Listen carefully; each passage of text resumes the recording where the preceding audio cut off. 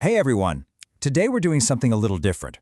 We're going to unpack a single day, February 16th, on Donald Trump's Truth Social account. We've organized every single post from that day by theme, just to get a really clear snapshot of his messaging. So, let's get into it. So, what exactly does a former president talk about for 24 hours on social media? Well, by looking at everything he posted, we get this fascinating look into the exact messages, the priorities, and the criticisms he wanted to get out to his followers on that one particular day. Okay, so the first big theme that popped up right away was infrastructure. His attention was really zeroed in on two massive projects happening on the East Coast. He kicks things off with the Gateway Rail Project. And notice the language right out of the gate. He calls it a boondoggle. Basically, he's framing it as a wasteful, pointless project before he even gets into the details. That really sets the tone for his whole argument. And he builds his case on two main points. First, he connects it to California's high-speed rail, calling that Gavin Newsom's railroad to nowhere to kind of paint this picture of huge budget overruns. Then, he issues this really stark warning. If costs get out of control, the federal government is not paying, not one penny. Oh, and in that same post, he takes a moment to address those rumors about renaming Penn Station after him. He just brushes it off as fake news and makes it clear that, hey, that suggestion came from other people, not him. His focus on infrastructure then kind of pivots from a project that hasn't started yet to a crisis that was happening right then and there, a huge sewage leak in Maryland. You can almost see a three-step playbook in his message here. First, he identifies the problem. A sewer line is polluting the Potomac. Simple enough. Second, he assigns blame, pointing the finger directly at local and state leaders.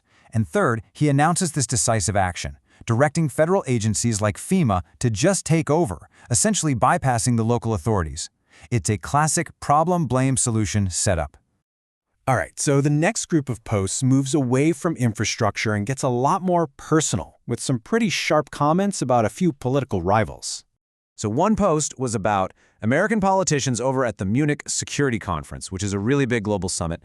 He uses his classic nicknames to single out a few rivals, calls them an embarrassment, and then brings up that old idea that politics should stop at the water's edge. He argues that they shouldn't be talking badly about the United States on foreign soil. And then, boom, the topic shifts hard to the Jeffrey Epstein matter. When asked about it, he offered this single, repeated defense. You see it right here. It's just a direct statement. He's been completely exonerated. And right after that, he pivots again. He argues that the Clintons were being deliberately pulled in to the whole conversation as a strategy, to move the spotlight away from him.